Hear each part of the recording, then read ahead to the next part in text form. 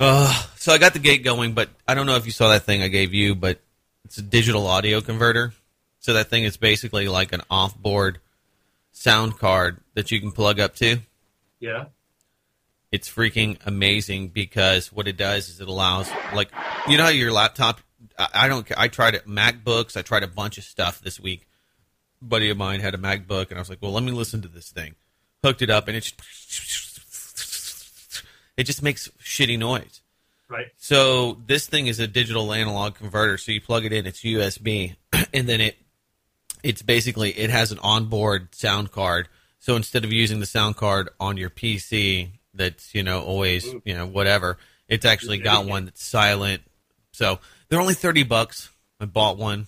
It should be. So how would I use one there? I wouldn't. In a lot of ways. Okay, let's say you wanted to hook your laptop up to your stereo. I mean, in this broadcast, because you're recording with yours and all the audio is going through it already, right? Right. I mean, if you wanted to bring in some audio, play a clip from something else, some other source, you could do that. You could also, if you were going to take the audio out to like monitors, you could do that. That's cool. Yeah, or recording. Maybe let's say you record it on another solid state device. You can export it. So for me, it'll keep all this. See, you can't hear it really, but the recording can. There's all this nasty noise. So when I have this channel open, to play. So right up behind him with a hatchet, smash, smash, smash. So there's like this. So there's this kind of audio fragmentation that you don't really hear, but at the end of the program, I have to try to get it out of there, and it sounds like shit. And so once I figured that out, and how to get all the white noise out of the board and properly level everything down, and then I found this thing, it's like, oh, thank God. Jesus, I need you. See? Yeah. See? Jesus. It did it for you. It did it, man. Yeah. But let's record this thing. I'm cooking. Are you okay? Give me an audio check. You sound like you're away from it. Give me like what you're going to be. Put it in front of your face, like it's 1, 2, 3, 4, 5, 6. You 7, sound like you 8. changed your mic, like you selected like a different mic. Let me check. Hold on. Microphone Pro webcam. We don't want that effing thing. No. We want this one. That sounds better. 1, 2. I got it way high though. Am I too high? 1. 2, Yeah. 3, 4. Hold on. I can bring you up, but I don't want you distorting on your end. Here we go. Keep talking. 1, 2, 3, 4. Bum, bum, bum, bum, Jesus. Give me a little more. A little more? How about I read to you a little something? No, give me some more audio. That's what I'm doing. I'm trying to. I mean, level. Higher level. Wa-da-da-da-da. Oh, higher level. I thought you meant my. Okay, what? All right, 1, 2, 3, 1, 2, 3. 1, 2, 3. Higher still? Back down a little bit. Go back down. 1, 2, 3, 1, 2, 3. 1, 2, 3, back 1, down 2. The audio a little bit. 1, 2, 3, 1, 2, 3. More. And it went. 1, 2, 3, 1, 2, 3, 1, 2, 3. Doug Owen. Just got really. Let me see. Turn it back down. What? Way back down? Where it was? All right. This is. Whoa. I'm gone. I don't know why I'm getting all this white noise from you. So weird. I'm getting no bars on my deal. Yeah, I'm about to say I'm turning you way up. You're floating away from me, Charlie McGrath. Come back. There. I'm back. I'm back on my end. 1, 2, 3, 4, 5. Barely. Want me to go up higher? Yeah. 1, 2, 3, 4, 5. All right. Back a cunt hair. I am going one pubic hair back the other direction. Now, 1, 2, 3, 4, 5. I think this is workable. I think it's good. Workable. This is workable. We could do this. I ask you, are you Jewish? Oh, that guy. Bush. That guy.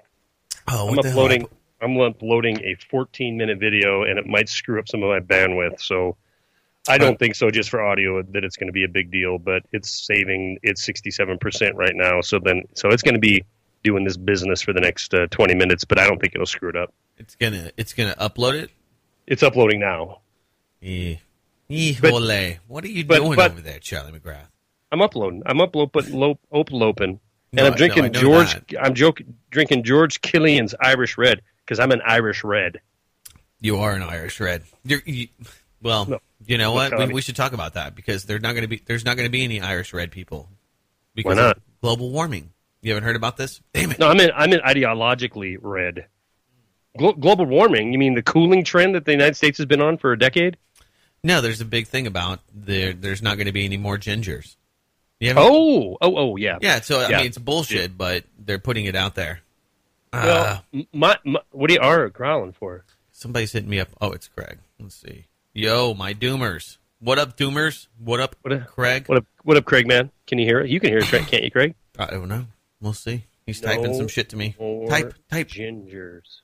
War on gingers. The war on gingers. Gingers extinct in 100 years. Good. All right, let me pour some coffee. Good, I say. Is it your intro? Emotional. Maybe better. Yeah. I just need to know what number this is. 39? No. I'm cooking, man. My brain ain't working. I've been flying all day. I'm a little bit cranky. I don't care. Give me 38. 38? No.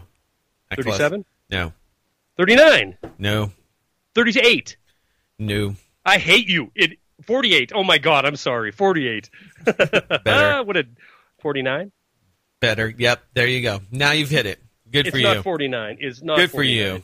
Is it 49? You're not going to take Miss Cleo's job from her anytime soon. No. My brain is effing fried. I'm not even kidding you. It is fried right now.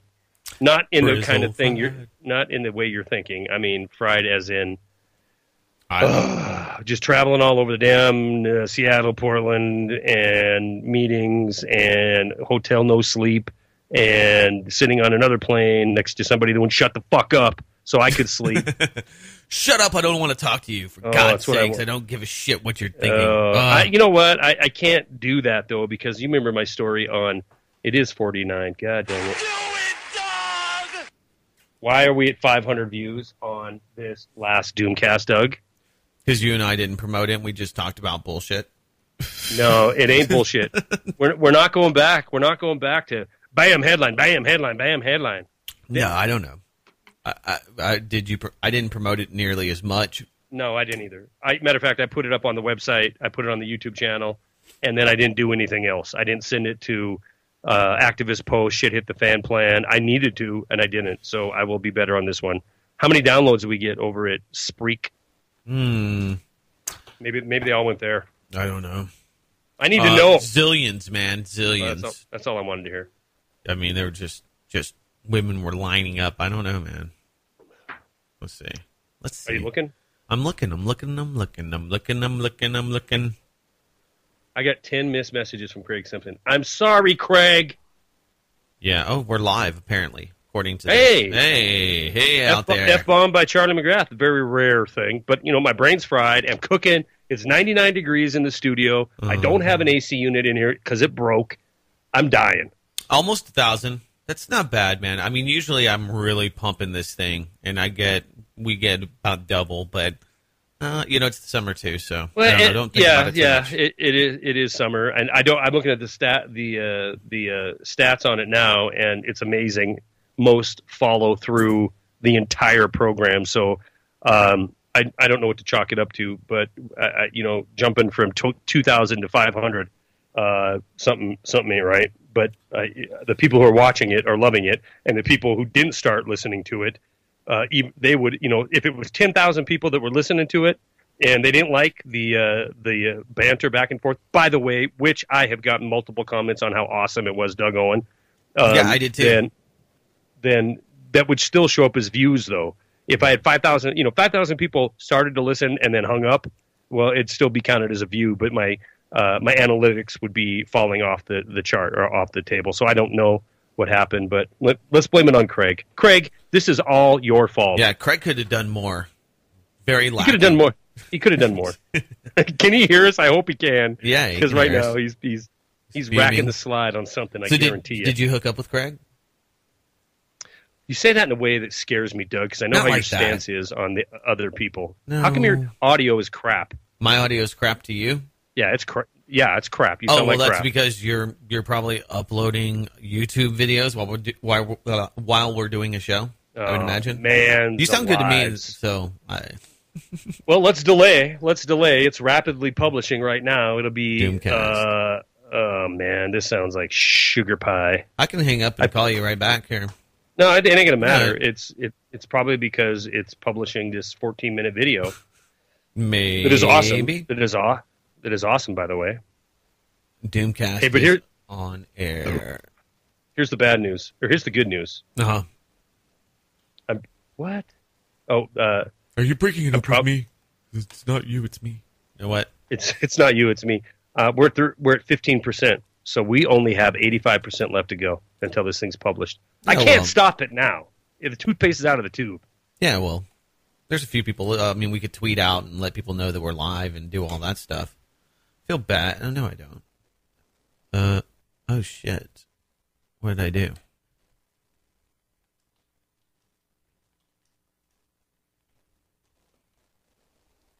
My bad. I turned off Skype. Holy shit. Or maybe we just got knocked off. I'll blame it on Charlie. What the hell's going on here? Duh. I don't know why you hung up on me. Yeah, I'm sorry about that. Oh, my God, it's perfect. I'm telling you. Perfect. It fixes itself. Just to, Did you see the meme that, I don't know if it's technically a meme. You had to have, because this is, I don't know if this is and I think this is in our group little texty that me, you, and Craig, who's responsible for 500 views on 48. Did you see the meme on Jesus carrying as 45? I love it. You saw it. You commented on it. Yeah. Part 2. Jesus comes back. The Bible 2. Bible 2. And he's not crucifixing effing around. Come on, Craig, it's horrible. Stop. That's hilarious, though.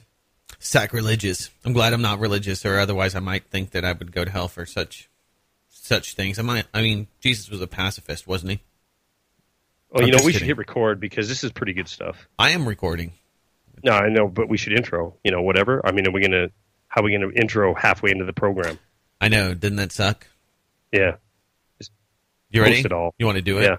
Here we go. Yeah, I'm 40. It's 49. It's time to do it. Let's do it. Wait.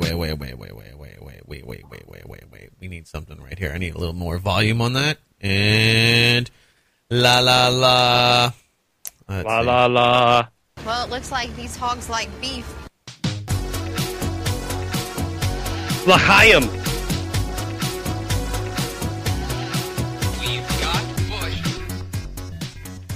We got Bush. All right. Welcome to Doomcast number 49. My name is Charlie McGrath. My co-founder, my co-host, and my buddy is Doug Owen. Craig Simpson is our producer. He's listening in the wings right now. Hello to those who are listening live to the program tonight.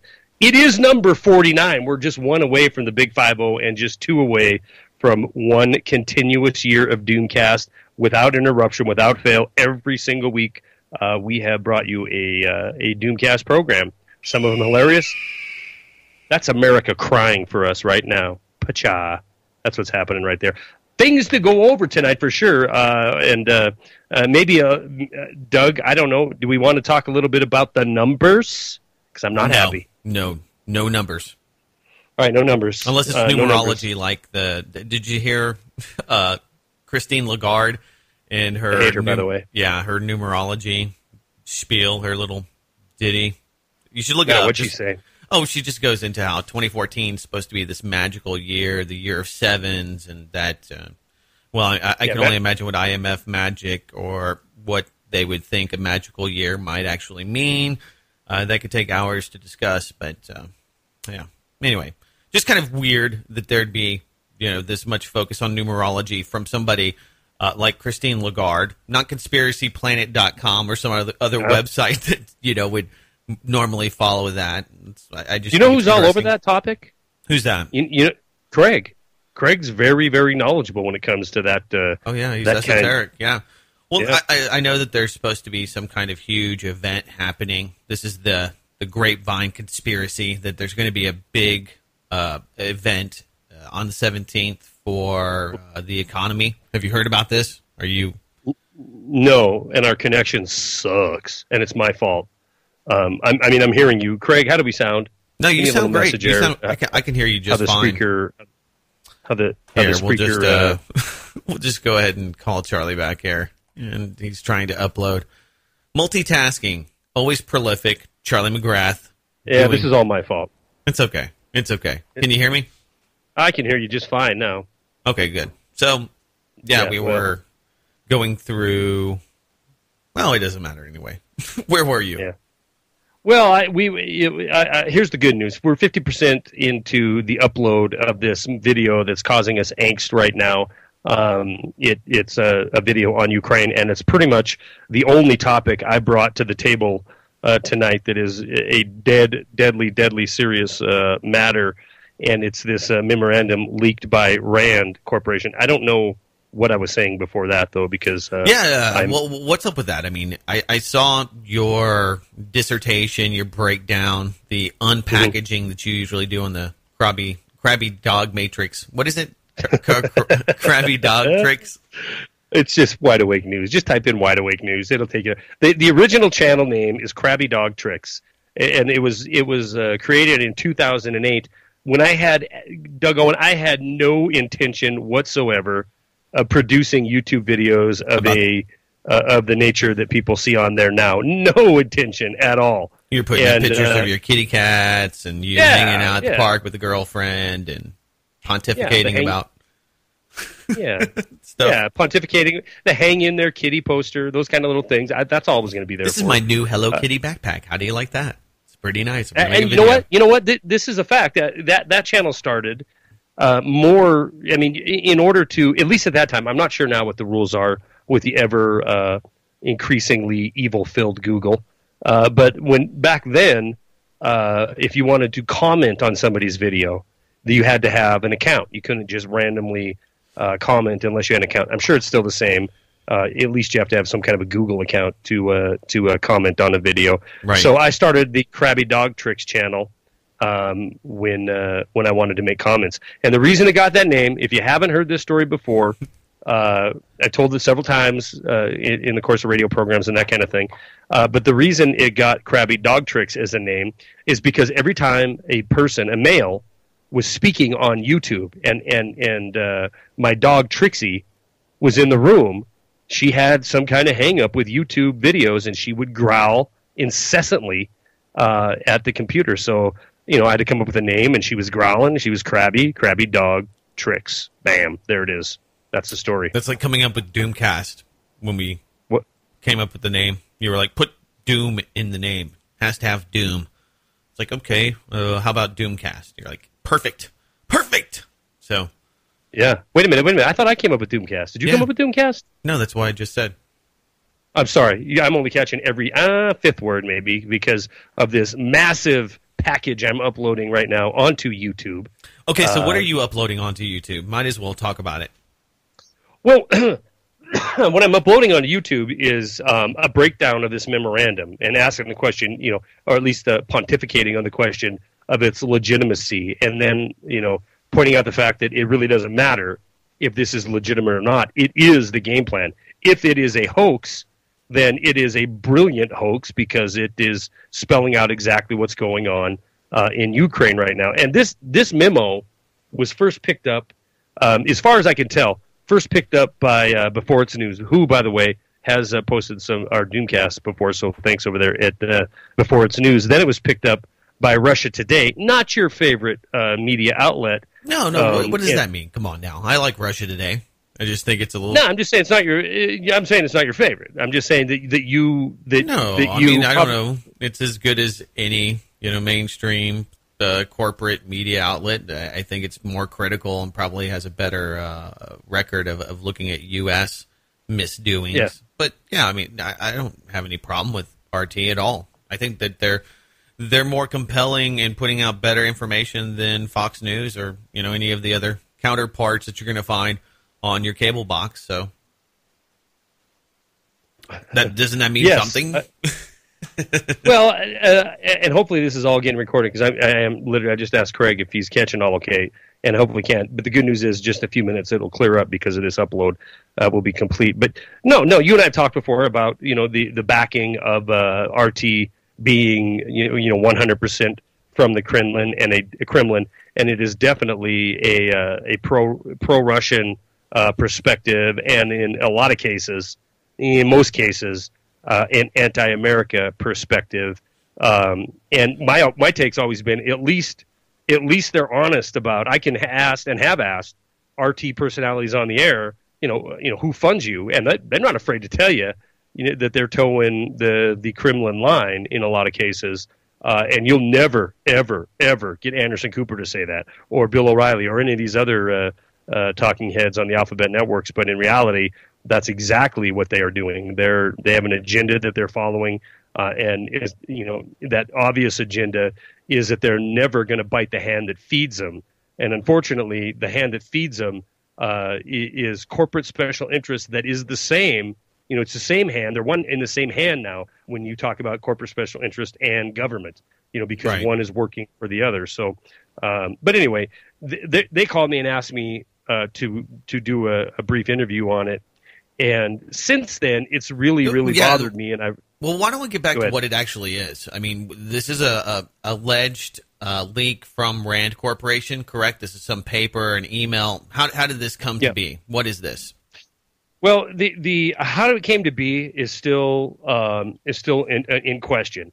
Whistleblower. It ended up, yes, whistleblower. Yeah, we'll just say whistleblower, and it ended up being sent to several independent media sites as well as outside mainstream. It probably was sent to mainstream media sites as well, but who's reporting on it? So is there any vetting other than what we have here seems very legitimate, or do we have any real tie to somebody? Is anybody taking claim? Do we have a real, I'm just curious. An individual? Yeah, because when I looked into it, I kept trying to backtrack to, okay, where did this come from? Did it come from WikiLeaks? Did it come from a source? And I found before it's news, and I found a few other outlets, and so I was like, the thing about it, it's kind of like the protocols of Zion. If the Russians didn't write it, or the Israelis didn't write it, the things that were professed in the protocols of Zion are things that a lot of Zionists today, are in great support of and have been pushing forward. So, whether it was a hoax or something that's just basically kind of laying out a narrative that seems all too familiar, I couldn't tell the difference between the two. And that's a great point, an excellent point. And basically, the same feeling I have which is, I believe it's 90% legitimate. I really do. I think that it isn't a giant 1,000-page protocol for what Kiev should do. What it reads like and what it looks like, and it's on.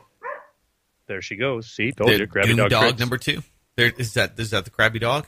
That's Crabby Dog letting loose there. I talked about the Rand Corporation. She's a Rand shill. Obviously, that dog I thought she was just anti-New World Order and was just speaking up. Oh, that could be that, too. I didn't give her the benefit of the doubt. That's probably exactly what she is. But, what it looks like to me and what it reads like to me, and we'll put, Krager, can we please put the actual document, because it's available. If you don't have it, I'll send it to you on Doomcast. It reads like a PowerPoint presentation, and that's what it looks like. I mean, I've given thousands of these, and this is exactly how the professional manner of making a PowerPoint presentation. You have an outline, and that's what this looks like. So, and that's what it reads like. It's bullet points. It's generalizations. It's certainly, if there was a war game plan to go with it, it was thousands of pages in length, and it is not what we're reading here. That was presented probably to the Chocolate King himself, or to our military who delivered it. But my point is, and it's the same one that you made, is relevant or not. It is very interesting because the things that are laid out here are exactly what's happening now. But the name of the memorandum is on the advisable course of action in case the peace plan fails. In case further negotiations with Southeast Ukraine insurgents should prove futile, the only practical solution should be a swift crackdown on the separatists and terrorists to be undertaken irrespective of public opinion or operational cost. Procrastination would dramatically reduce the operation's chances of success. The next line, to me, shows what the military-industrial complex is all about. Possible political and material downside of an operation should be greatly outweighed by the following profitable gains. They view all of this, and I'm not talking our military now. I'm talking the people who are war gaming, the think tanks that are giving, like Rand Corporation, who are giving guidance to our military. Everything is a profit and loss to them, just like any other corporation. It's almost as if the individuals that make up the profit and loss are not a consideration. Because these are human beings, regardless if they're on our side or quote their side. But they're just viewed as cogs. They're cogs in the machine. And then the bullet points for possible gains, and then we'll talk about this a little bit. Activists of pro-Russian political movement get disseminated. Pro-Russian voters get disorganized. A significant share of the region's coal industry gets destroyed in the fighting or otherwise designated for a quick shutdown, thus relieving Ukraine's budget of the burdensome subsidy cost. Shutting down Donbass, which is that industrial region, Donbass Industries, will mean a stark reduction in gas consumption and therefore a lesser dependency on the Russian energy imports. Renat Akhmetov and his clan's political and economic clout is considerably weakened. Ukraine's current, and this is the beauty, and this is the thing, Doug, that a lot of people, we're talking about Ukraine here, but you could fill in the blank. Instead of Ukraine, you could say the United States. Ukraine's current economic and social difficulties can be explained to the public as an unwanted yet unavoidable consequence of the military operation, which the Ukrainian government has been keen yet unable to avoid due to the terrorist insurgency.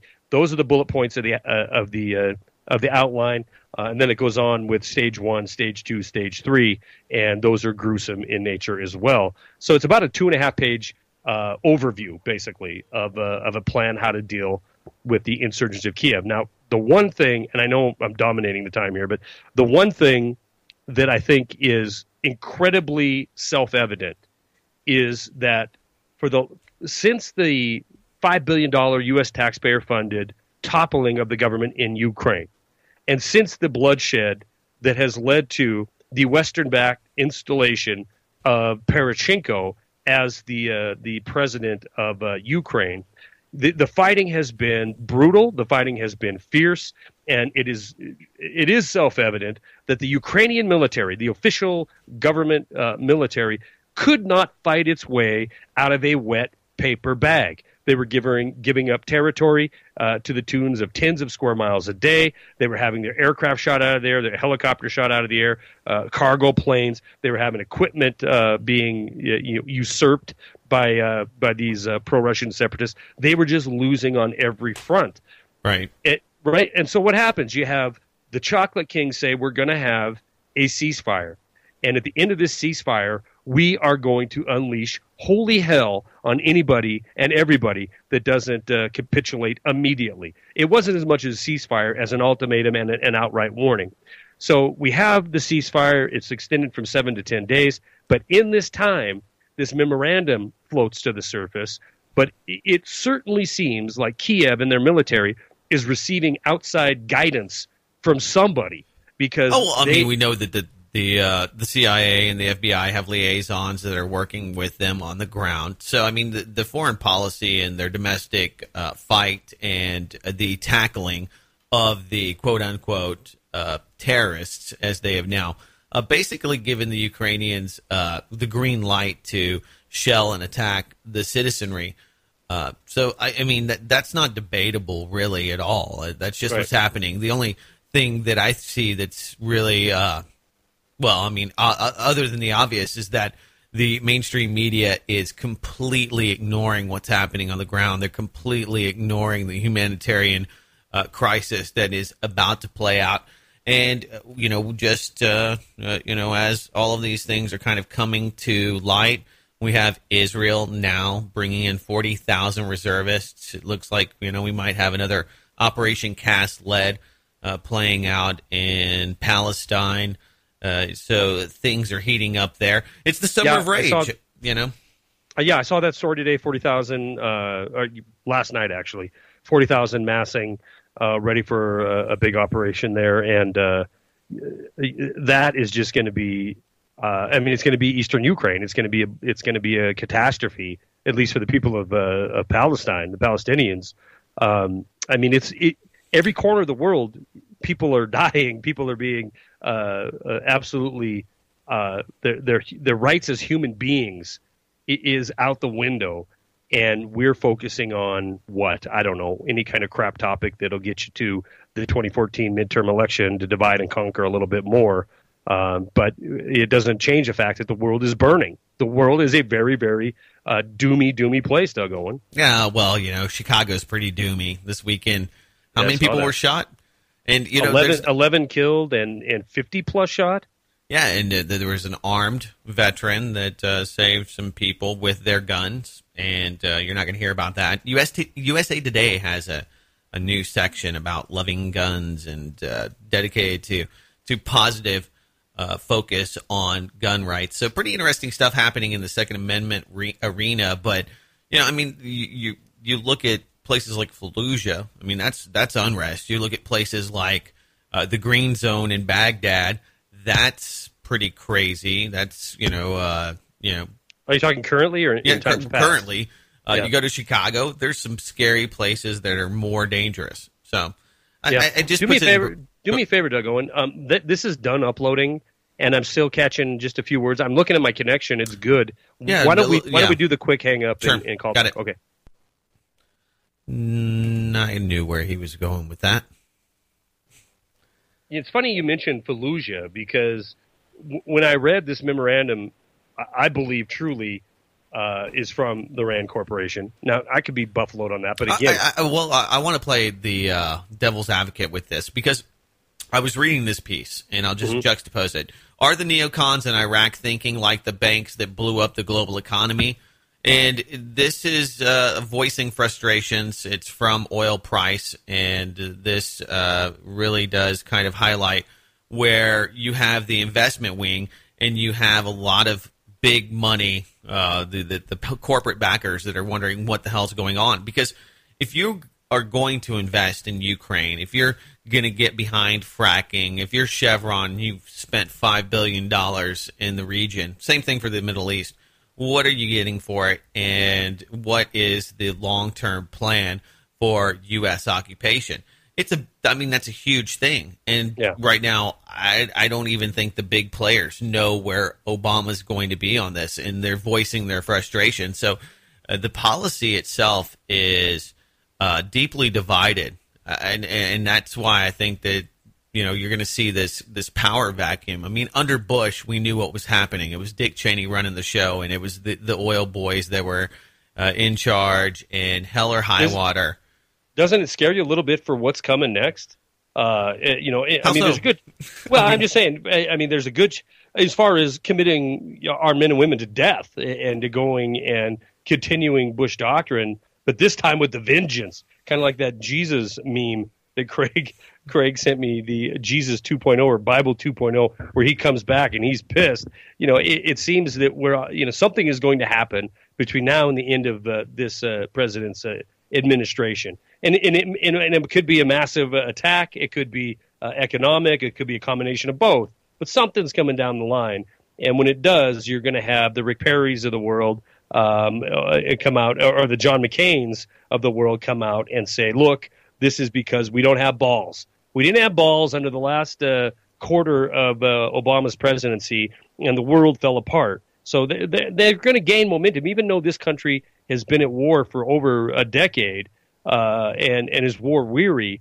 I still believe the plan is the exact same, even if for whatever reason, and I don't think. Well, I think the plan initially was continuous occupation for the next 60 years, just like we did with Germany, like we did with so many other countries that we have occupied. Japan is a fine example.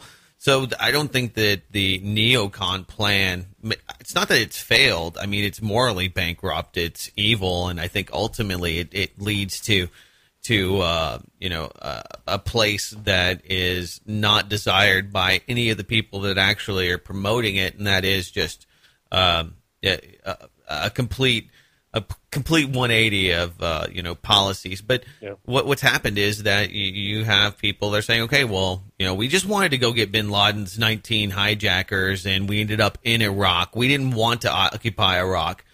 We went there because we thought there was weapons of mass destruction. We got Saddam Hussein out. We got bin Laden. Yeah, we got bin Laden. Mission accomplished. What are we doing now? And so the long-term plan was to spend trillions of dollars with these same companies that are, potentially going to be losing a lot of profits. I think that's the power shift that we're, not all paying attention to. There's a huge power shift away from the energy sector, and especially with these neoconservatives. And you have the academics that are kind of vying there and wanting, because all of these policies surround, the corporate racket, the corporate gig for these multinational corporations. I mean, who profits from war?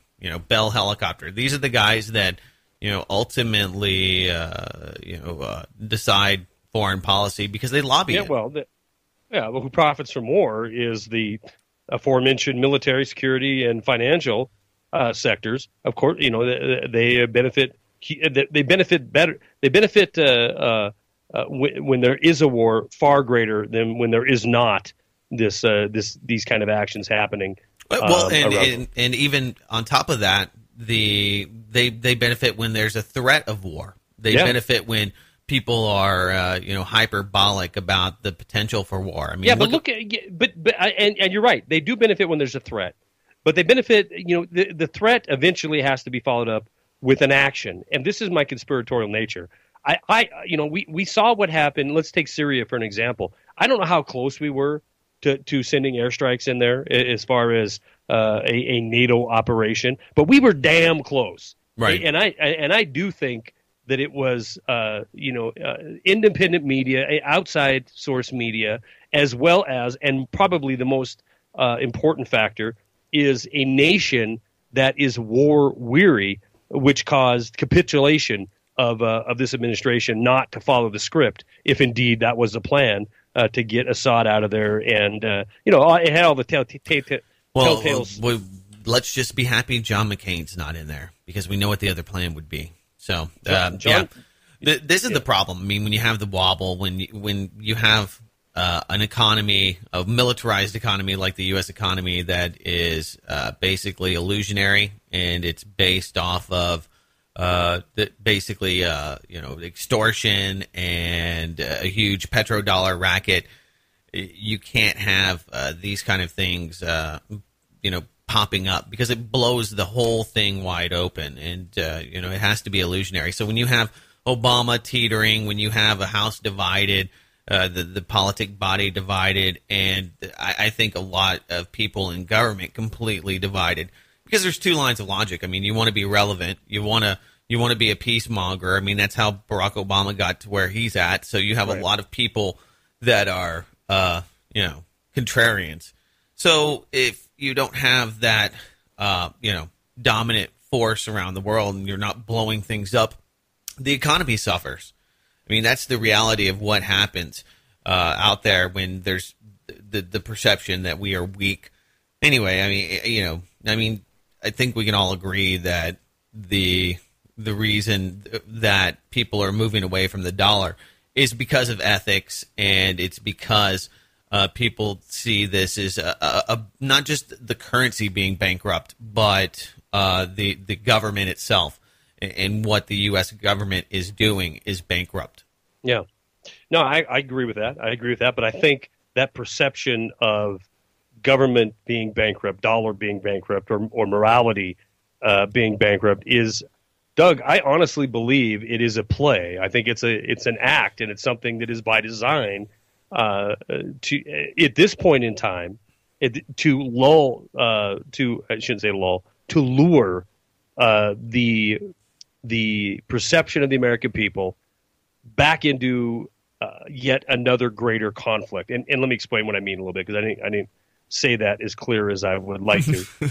Okay. This is what I mean. I think we have a nation that has seen thousands of Americans come home dead, and seen hundreds of thousands of Americans come home broken, either wounded or mentally broken. And over a decade has passed, and they're absolutely sick of it. And I think recent actions, as I mentioned already, Syria, and the ISIS situation in Iraq right now, there's no support by the populace to take any kind of military action. You have a Congress that is divided, like you had mentioned, and has a 7% popularity rate. You have a president who's a lame duck who can play the dove. He can play the I'm not going to get into these entanglements. I'm not going to go take troops into harm's way, and he probably won't. Unless there's a major event, and that's the key.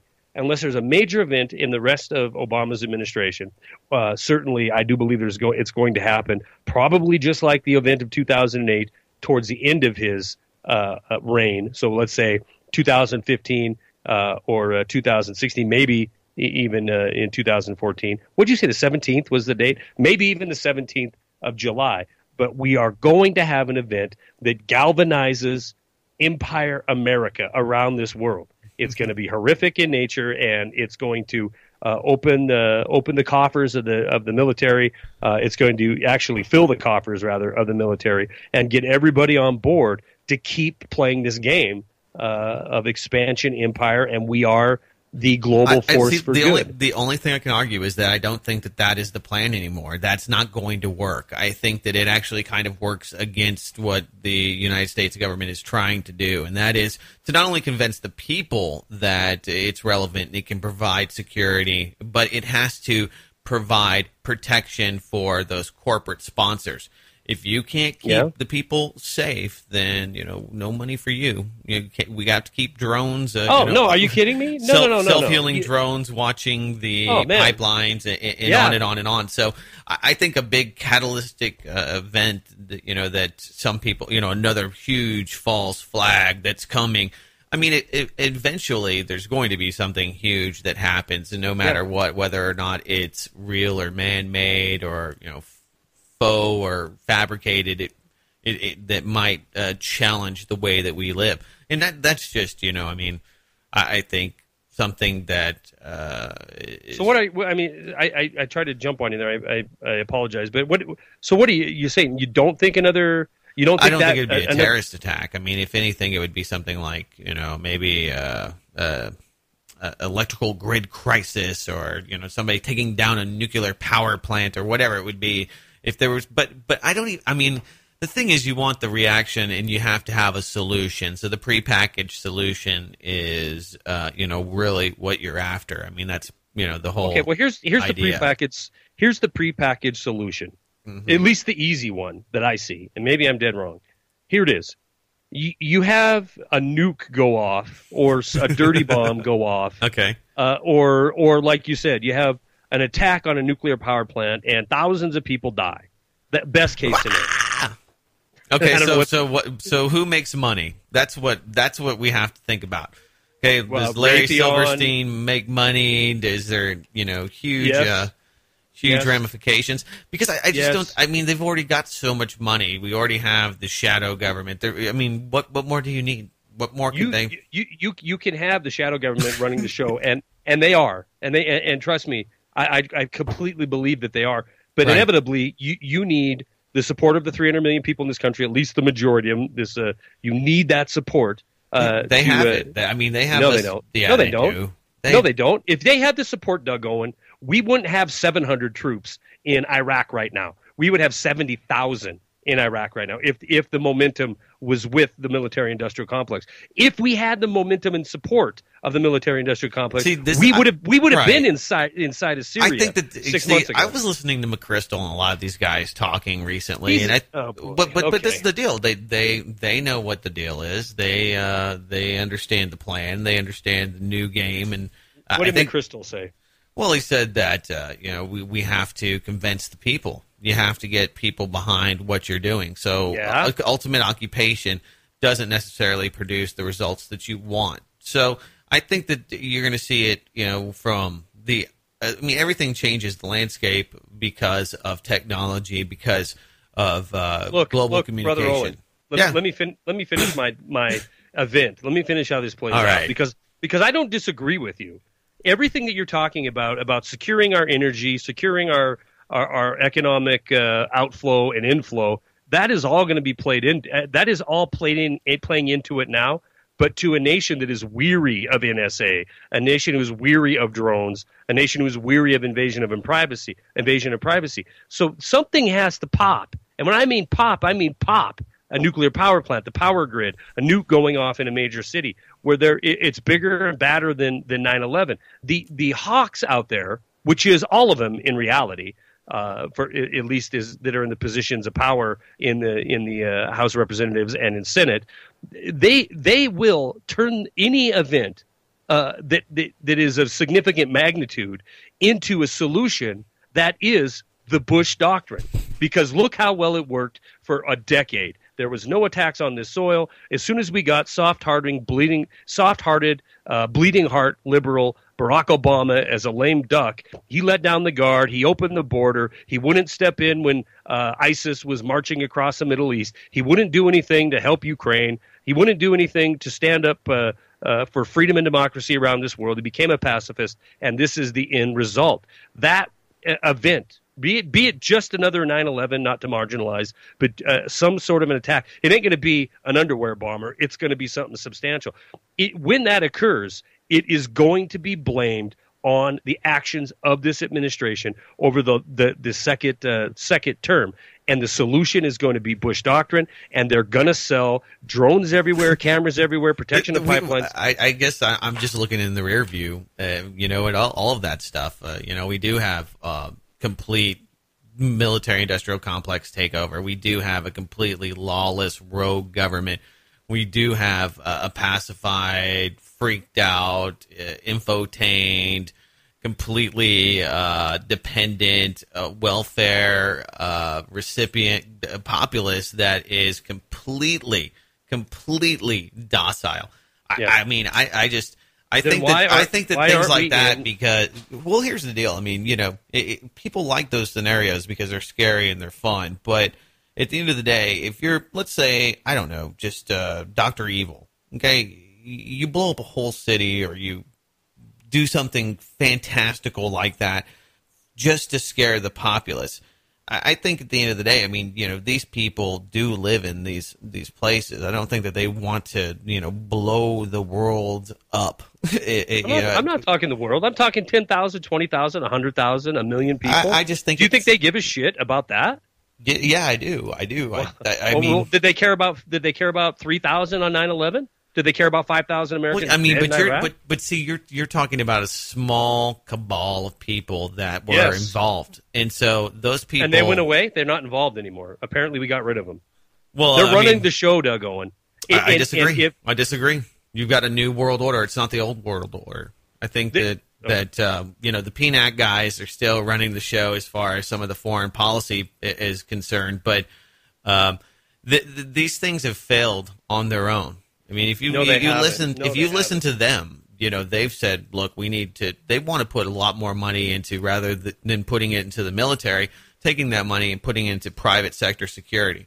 I mean, we're going to see a rise of neo-feudalism. So I just think that, the problem is that I hear this all the time. Well, we're waiting for the next big event. The next big one's coming. It's coming, folks. It's coming. I mean, it's the same thing like with, Why would you think that isn't possible? Well, we have 9/11. We have 9/11. I'm just saying that 7 years later, we have another 9/11. It's more probable that you'll be killed by a police officer.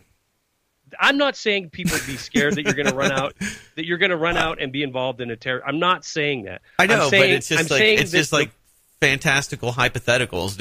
I could walk out my door one day and find that there's a van full of government thugs that are going to shoot me in the head and take my family and torture them and take pliers to their testicles. You're personalizing this. I'm talking as the advancement of this military-industrial complex and the cabal that controls them.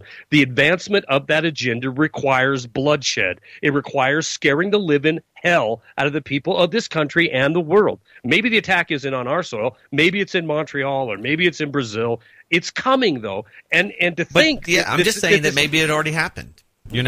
So false flags are done. Time immemorial will tell you that false flags work. They happen all the time. I mean, have happened because they work, Owen. They work. Yeah, they work beautifully in shredding a constitution and they've terrorizing. already done that, though. I just think that's looking in the rear view. It's like talking about the New World Order. There is no. I mean, the New World Order is here. It's not coming. It's not. I agree with you. The microchip population. It's not something that's new. It's not something that's ahead of us.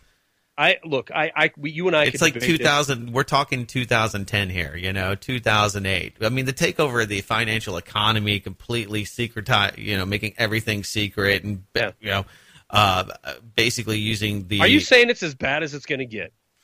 I'm just saying that if you have a master plan, what's your master plan? I mean, I don't know how you could have this any more hemmed up and socially controlled than right now. I don't think that you could have. I don't think that you could have in this country the people any more subjected than they are at this moment without pushing people. See, this is the thing. You have to have a balance. You push people too far, and then they don't want anything to do with it. Once you push something too much, then it's like you want a viral video, and it's great, like Gangnam Style. Okay, you can do that over and over again. It's false flag terrorism, but sooner or later, you keep regenerating the same thing over and over again. People, even if it's horrific, there's no solution that they can see anymore. They're like, well, the government just can't keep us safe. I don't know. Maybe we shouldn't have all of this surveillance. I think that if you're at the point where we're at, where you have, global communications tapped, you want to show people the good side of what you're doing and how you're keeping them safe and reminding them, see, we're keeping you safe. I think the threat and having that constant threat is much more effective than having another big boom. Yeah. Well, you and I are going to have to agree to disagree on this, and time is going to bear out the truth. I think there's a long way to go. You know what's going to happen, Charlie McGrath. You already see national. You already see national again. You're going to be eating the crow, and here's the deal. I got a hunch. Whatever happens, that I'm not going to win this argument. But you already see nationalism. I'm just saying that you have to be careful about always predicting some huge event, and then when anything happens, saying, "Well, see, that's it right there." The government, the powers that be. I think that's one of the problems with that Rand Corporation deal is that it's like, yeah, I mean, it's plausible, it's feasible. It seems that it would fit the modus operandi for a lot of people that make money out of chaos, that use that to give themselves more power, to use that to subjugate the people. That makes sense. It all seems okay, but there's a big problem. We don't know if it's actually real. And so, yeah. I mean, it's one of those things. I don't know. We don't know if, there's people that talk about 9/11 as an inside job. We don't know if that's real. I mean, I think that you have compelling evidence. There's a lot of things that are scientifically proven, right? We don't know that the Gulf of Tonkin was a false flag attack. There's compelling evidence to that. We don't know that the 2008 was an inside job, but there's compelling evidence of it. I don't know if this Rand Corporation memo is legitimate because it is so fresh and there's not a lot of details behind it. But my compelling evidence is it's exactly what's happening on the ground right now. A force that, again, couldn't fight its way out of a wet paper bag is suddenly looking like the tactical, brilliant militaries of this world. So, I mean, everything should be looked at and taken with a grain of salt. But when we're looking at events and horrific events that happen over and over and over again throughout history, there's absolutely no reason just to put it into the category of that's in the rearview mirror, ain't going to happen again. Right. It's just so well. It's just that, it's not going to. How do I guess I don't disagree with you that there's going to be somebody out there that uses some event to promote themselves, and they're going to, whether they're terrorizing girls in South Africa, whether that's real or staged or any of the other things that, get people hyped up. I think that, if you constantly wait for those things to happen or waiting for those deals or just constantly predicting the next one, it's just kind of fruitless because there always is something that's happening. There's always going to be somebody. That's just a tactic that's used. It's like, waiting for the big earthquake in L.A. If you live in L.A., sooner or later there's going to be that big earthquake that breaks California off into the ocean. Now, that doesn't compel millions of people to not live in the West Coast. It compels me. It's one of the reasons that I'm like horrified of living on the West Coast. But, I mean, I'm not trying to diminish, your points or the plausibility. As I said, it's very plausible. I just think that trying to denote which event it is that's going to be freaking out people that probably, our listeners, they're not going to be freaked out and probably would be absolute skeptics. I would say 90% of them would immediately be suspect of the government in any kind of plot. So, it kind of falls. I think we're, preaching to the choir in that regard. I mean, it's a tactic. And my hope is that some of the listeners are sending these Doomcasts off to people who are on the fence and questioning.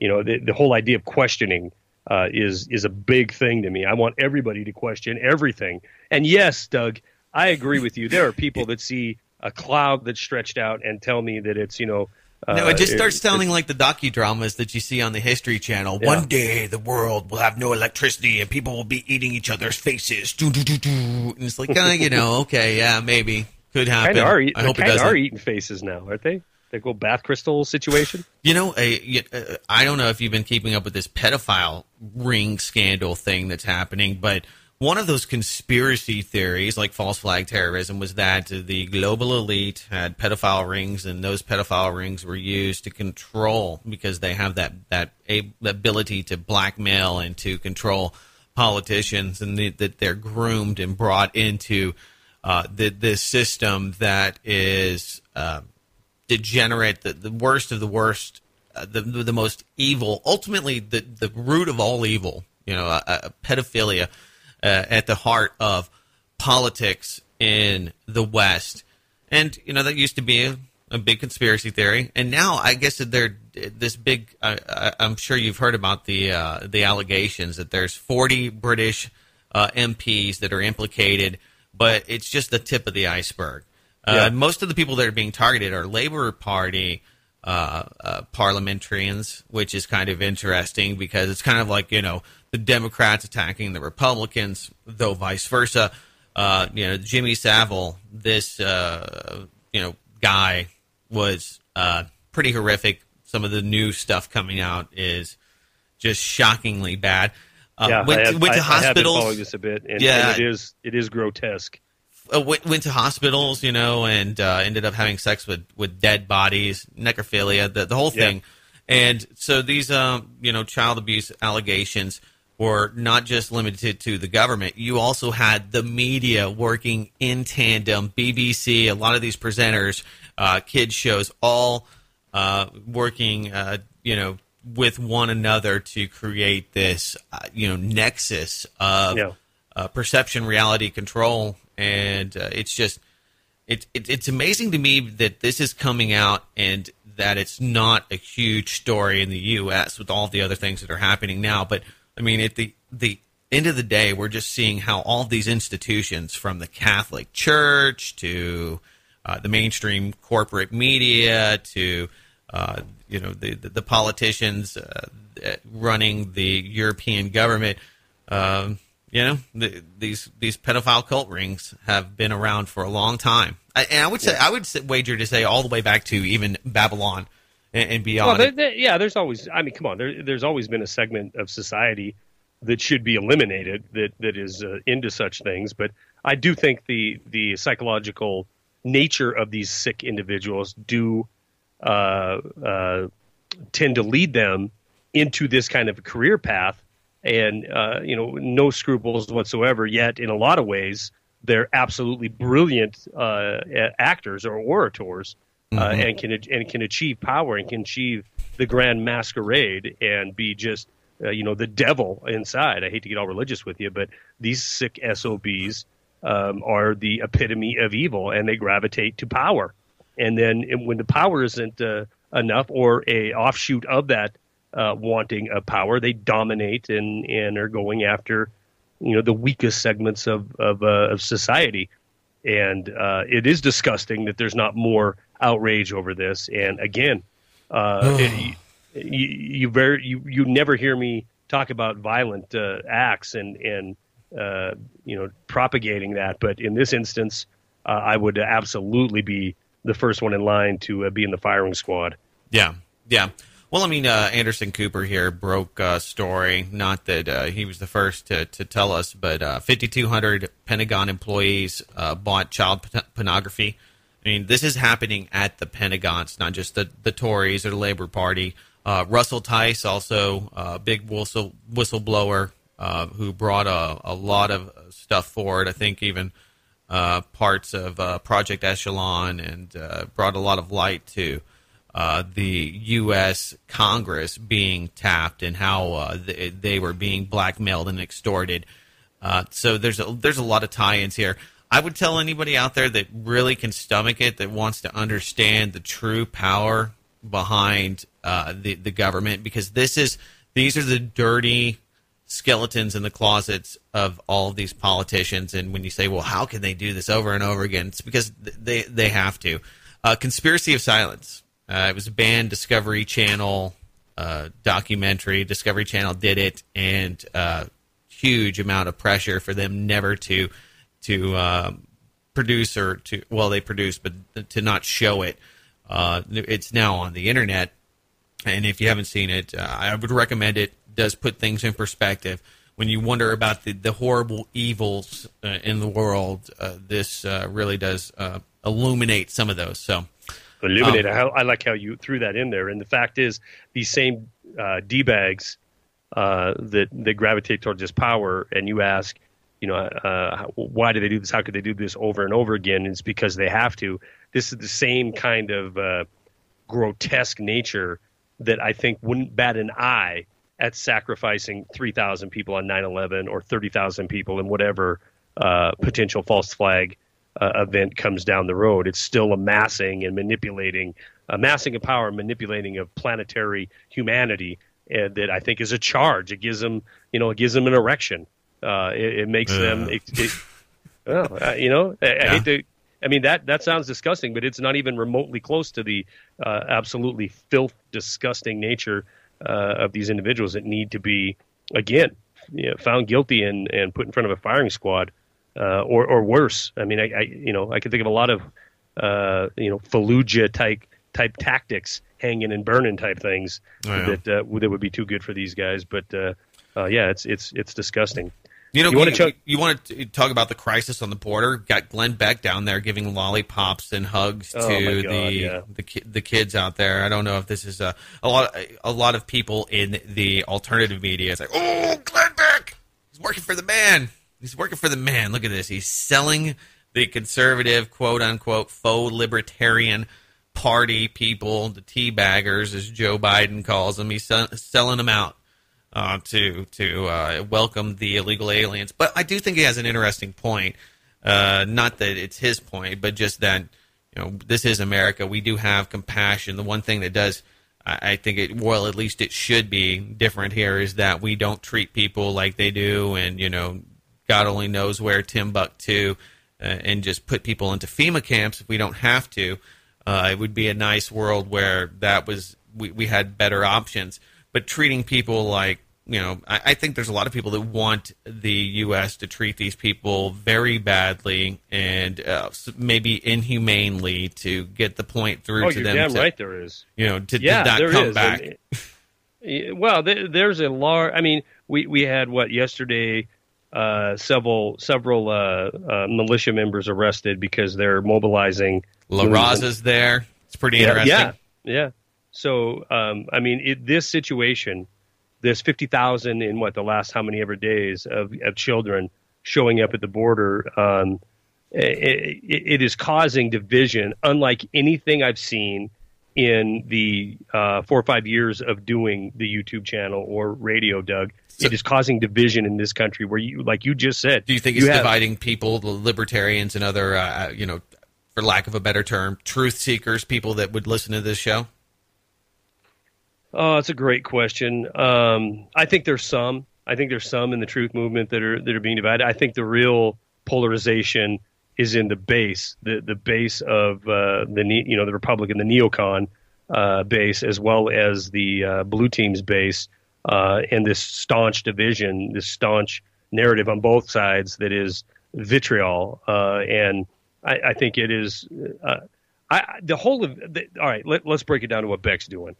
down there providing lollipops. He's self-aggrandizing. He's a piece of filth. And I ain't saying that because he's down there on the border. I'm saying that because he grabbed on to the true energy of the Tea Party movement and turned it into the teabag movement, almost single-handedly. You know, this happened when he was busy hosting his Yuck Yuck radio show, the Tea Party movement, when he was just hosting a radio show that was more comedy-based than political-oriented. And he grabbed onto it and was made the poster child of it. And we saw what happened, the great rise and fall of Glenn Beck, at least as far as establishment media is concerned. And so went the Tea Party. It is now relegated to this far right wing of the Republican Party. And every time the name's mentioned, who pops into your mind if you're not awake? Glenn Beck and Sarah Palin. Right. So him being down there on the border is self-aggrandizing. He's trying to get people over on the Blaze to buy the gold from the people that do advertising on his network. That's it. But in my opinion, anyway, the act of kindness, I think, is a moral imperative. You know, in most cases, especially these kids, these 10 and younger kids coming into this country. Come on, man. Come on, neocons out there. Come on, freedom lovers out there. These are kids. I don't care that Mama El Salvadoran put them on a boat and shipped them up here because of a promise of a liberal administration and how that pisses you off. I care. You know, it's a kid. You know, we can't absorb 50, 60, 80,000, 100,000, a million kids. People are freaking out right now by that statement, Doug. Yeah. But to turn into Nazi Germany, where they're subhuman and they're bringing in disease. This is the narrative. They're bringing in disease. They're filthy. We're going to, they stink when they come across the border. They're wetting themselves. And they don't shower for weeks on end. I mean, this is the kind of thing that the right is putting out there to dehumanize these individuals. And we know what happens when we dehumanize somebody. We can look throughout history. I've almost said rearview mirror to give you a little jab there, but we can look at the rearview mirror of history. I guess I didn't almost say it. I did. And see what happens when we dehumanize somebody. It's real easy to kill them. And I'm not just talking about Nazi Germany. We brought up Fallujah earlier, and we dehumanize every person in that city of 300,000. We call them terrorists, and it's easy to kill them by the thousands. And there's no loss of, there's no conscious being, by most. None of them have a guilty conscience over it. We just drive on and feel like we did the world a favor. And that's unfortunately a lot of the talk and narrative coming out of the so-called compassionate right. I don't think the libertarians, I don't, do you hear that? I do want to tell the Democrats one thing. You guys aren't going to win. They're not going to turn these states blue. You have people that come across this border, and I see it here, that they have children. They are immediately homogenized, and many of them are proud laborers and the type of people that are very independent and become independent. My wife is a fourth generation American, Hispanic. Wait a minute, whoa! I didn't know that, Owen. Yeah, we got that in common. We both maybe I did know. Yeah, you did know this. I'm sorry, it's just been a long week. Yeah, I mean, you seem my kid's caramel colored. So God bless caramel-colored people. No, I love it's not that. Yeah, he's more like a mocha. He's a mocha. I haven't. But my father-in-law, he doesn't like illegal immigrants. He doesn't like being treated like an illegal immigrant because of the people over here. Sure. That he doesn't want to be marginalized and thinks that people should be naturalized. I think that if we're gonna. One thing it does do is kind of breaks down the whole narrative that we're actually fighting terror. And the next time your kid's belt up on, by the TSA, just think about that wide open border where you have children literally just walking into the United States. I mentioned that people can just walk here, and apparently you can just walk here with no papers, with no ID, and Nancy Pelosi will give you a lollipop, or maybe Glenn Beck. You might, you might get to meet Glenn Beck or somebody else. I mean, it might be star-studded. I just think the whole thing is kind of silly at the end of the day. Not the situation. The situation is dire, and I don't. I knew what you meant. I think most of the listeners did too. It is disingenuous at best, the situation that these personalities that are injecting themselves into this mess, and it is a tragedy on a lot of different levels. They're going to be coming for back for that Clive and Bundy group. They're already talking about this. This is going to be, one of the, I think, you want to predict a bloodbath. I mean, this is just on the back burner, just getting warm. Same kind of thing, though. I mean, you have groups taking on, militarizing and taking on the state, taking on, Sorry. Maybe, hey, listen. maybe not good. It might. I think it's great to take your rights back from the government. It's great for freedom. You have to water the liberty tree with the blood of tyrants and patriots alike. But well said, Thomas Jefferson. But if it's your blood, it's not good for you that day. Yeah, you're right. And that was Jefferson, right? Mm-hmm. Yeah, that was Jefferson said that. Mm-hmm. I want to give you an update on the softball team. It's going to be brief. They suck. What? No. Yeah. Come on. Another loss, and it was another shellacking. And you know what? I'm not a front runner, or I'm not a bandwagon jumper. So I'm not gonna share my true feelings. But I will just say this, Team Doomcast, because I know some of you are going to be listening to this broadcast. Get your poop in a group. You're distracted. Get in a group. You're distracted. Get your head in the game. You started out so strong. And, we started out 3-1, and now since then it's just turned into a absolute carnage. I think our official record is sitting at 7-3. It might be 8-3. I had a quick conversation. We saw he died. Mm-hmm. Yep. Oh, wait. That was the wrong one. Well, it applies. They died. They died. They put on Doomcast. Yeah. It's over, Johnny. So did we receive any support for this fine broadcast? Well, here's the deal. Doug Owen. I notice an uptick of donations usually the day of or the day prior, before the day of the recording. And I've been traveling, as you well know. I've been in Portland and Seattle for the last 2 days. I have not been able to check to see if I've had anything come in. No. And I was trying to do that right now. That's okay. But so what I'm going to do is if you're listening and you made how about you on your end? We had Robert. I don't know if you. We checked. We've got a new system up there. We have the alternative to PayPal for all of you that wanted a great alternative. WePay is there, and we have the button right on the right hand side of Doomcast.com. So if you feel that you're getting value for this show, you should give us value by injecting a little cash into one of those mediums. It's a great way to support the show, and we continue the investment. You're investing in this show, and that's why we don't have corporate sponsors. We have people out there like you. This isn't like PBS, partly sponsored by George Soros and the Family Trust Fund of Goldman Sachs or anything like that. You know what? We haven't talked, this is as far as I want to go with it, but we didn't talk. You just said Goldman Sachs, and it made me think of Jamie Dimon and his throat cancer. Now, don't cheer on throat cancer. I've already talked about this. It's not. We shouldn't be excited about people that have throat cancer. If you say so. I mean, come on. That's pretty low-hanging fruit. Indeed it is, my friend. Oh, you shouldn't relish in things like that. Indeed, I shouldn't. I think that he should be tried, put in an orange jumpsuit, and then die in prison of throat cancer. But I'm not excited. I'm just gonna say that I support your opinion. Mm-hmm. I support you having an opinion on this. I do have some opinions. Some people don't like them. That's okay. No. On Jamie Dimon and not cheering on throat cancer. There's stuff that I've cheered on. I used to be a smoker, so I cannot get on that bandwagon. I cannot cheer on throat cancer in any form, fashion. Yeah, I'm certainly not cheering on it, and I guess I wasn't really cheering on bankers throwing themselves off of. Yes, you were. You absolutely were. All right, so I guess I'm cheering on throat cancer. It isn't the throat cancer. It's the individual that absolutely just he makes my teeth grit. He blew a lot of smoke up people's asses. He called them Muppets. One of them.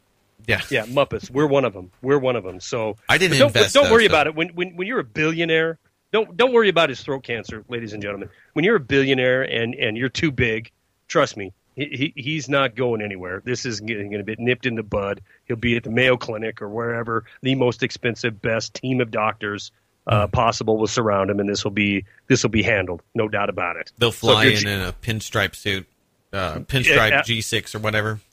This is how big and powerful he is. They'll fly it to him. Yeah, absolutely. He'll have a team come from, some other place like Norwegian doctors on a pinstriped private jet. Remember that banker from Iceland that bought himself a pinstripe jet? I mean, that's just over the top. It's a little redunk. It won't be denied. That's all I know. No, they will not be denied. Trump banker would not be denied. No. Oh, my goodness. My name is Charlie McGrath. My website is wideawakenews.com. My co-founder, my friend, is Doug Owen. His website is blacklistednews.com. Doug, give us these sites, the Twitter handle, and whatever else you think we should have out there. Yeah, check out the website, doomcast.com. Our handle on Twitter is Doomcast Show, and that's where you need to be. Of course, follow us on Spreaker, so that way you can get updates when we go live. And we'll be back next week with Doomcast number 50. Till then, take care. Peace out, y'all. Don't celebrate throat cancer. No. Unless you just beat it, and then that's okay.